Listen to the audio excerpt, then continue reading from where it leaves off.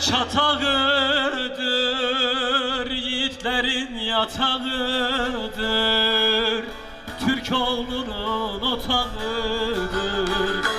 Can kurtaran deve boynu, can kurtaran deve boynu. Yiğitlerin otağıdır, can kurtaran deve boynu, can kurtaran deve boynu. Hoş geldiniz şöyle. Hoş bulduk. Sağ olun. Teşekkür ederiz.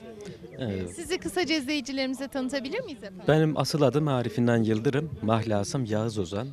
Konya Meram doğumluyum. Aslımız Erzurum Ağrı yöresine dayanır. Çok küçük yaştan beridir aşıklık geleneğiyle, halk ozanlığıyla iştigal etmekteyim. Murat Çobanoğlu, Şeref Taşdova, Reyhani, Nuri Çıra,